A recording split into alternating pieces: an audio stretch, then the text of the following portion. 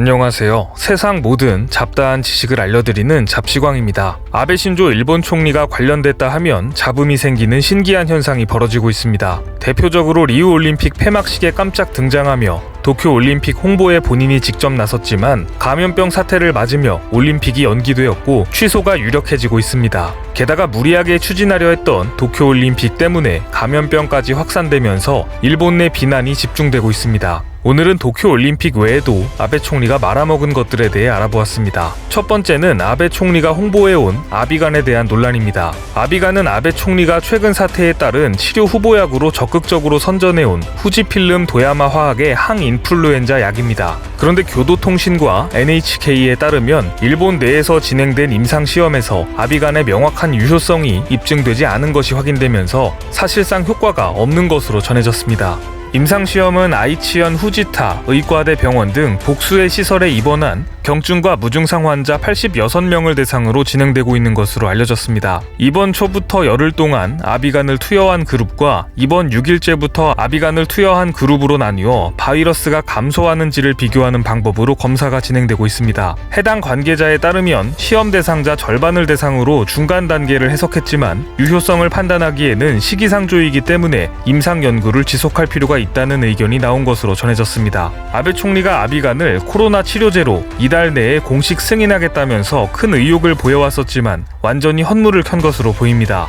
아비간은 임산부가 복용할 경우 태아에 중대한 부작용이 생길 수 있는 것으로 알려져 있습니다. 그런데 효과까지 없는 것으로 판명되었으니 아베 총리가 적극적으로 밀어주던 치료약 아비간은 실패로 종결된 것으로 보입니다. 두 번째는 재난지원금입니다. 최근 사태에 따른 경제 충격을 줄이기 위해 세계 각국이 자국민에게 현금을 지원하고 있는데 한국과 일본의 성과가 뚜렷하게 대비되고 있습니다. 한국에서는 재난지원금을 주는 2차 추가 경정 예산이, 일본에서는 모든 국민에게 1인당 10만 엔을 주는 예산안이 지난달 30일 같은 날 국회를 각각 통과했지만 지급 속도는 너무나 다릅니다. 19일 기준으로 한국은 전 가구의 80%가 재난지원금을 받았습니다. 이와 달리 일본은 이제 겨우 지방자치단체에서 신청서를 우편으로 보내기 시작했고 실제 주민들 계좌로 돈을 보내기 시작한 곳은 전체 지방자치단체 중 19%에 그쳤습니다. 지급 속도가 현격히 차이가 나는 이유는 중앙집권식 행정망과 IT 기술에 있습니다. 한국은 세계에서 가장 빠른 무선통신망을 바탕으로 한 스마트폰 문화가 확산돼 있지만 일본은 아날로그의 나라라고 불리는 실정입니다. 블룸버그 통신도 한국과 일본의 IT 행정력을 비교하며 코로나 현금 지원 효율성에서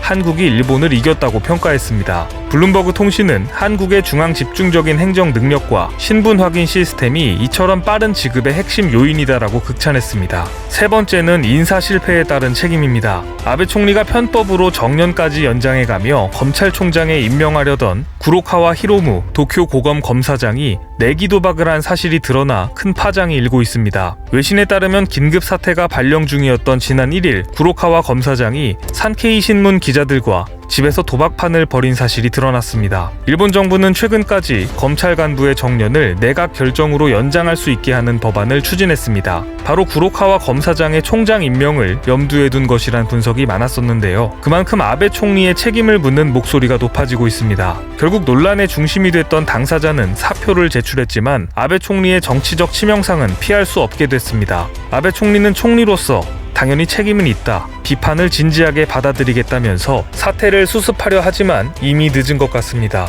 아베의 정당인 자민당에서조차 레임덕이 거론되고 있으며 일본 국민들 사이에서는 아베 정권의 폭주를 저지한다는 트위터 시위까지 시작됐습니다. 실제로 자민당의 한 관계자는 마이니치 신문과의 인터뷰에서 정권 말기 증상이다, 여러 가지 일이 일어나서 수습이 어렵게 됐다며 당의 입장을 드러냈습니다. 뿐만 아니라 자민당 내부에서는 여전히 아베 총리의 마이웨이 리더십에 대한 불만이 큰 것으로 전해지고 있습니다. 일본 국민들도 아베 정부가 추진하려 했던 검찰청법 개정안에 대해 적극적으로 반대 목소리를 내기 시작했습니다. 트위터에서는 검찰청법 개정안에 항의합니다라는 해시태그를 사용한 트위터 데모가 퍼지고 있으며 일본의 많은 유명인들도 이 같은 움직임에 동참하고 동참하면서 확산세가 급속하게 증가하고 있습니다. 결국 검찰청법 개정안 통과 연기 결정이 보도되자 트위터에서는 우리의 목소리가 전해졌다. 혼자서는 아무것도 할 수 없었지만 많은 사람들이 목소리를 내주어서 정치를 움직일 수 있었다. 이를 계기로 국민들이 제대로 감시를 이어가자 등 아베 정권에 대한 부정적인 댓글이 잇따랐습니다. 손만 대면 말아먹는 기이한 현상 때문일까요? 마이니치 신문에서 조사한 아베 총리의 5월 지지율은 27%를 기록했습니다.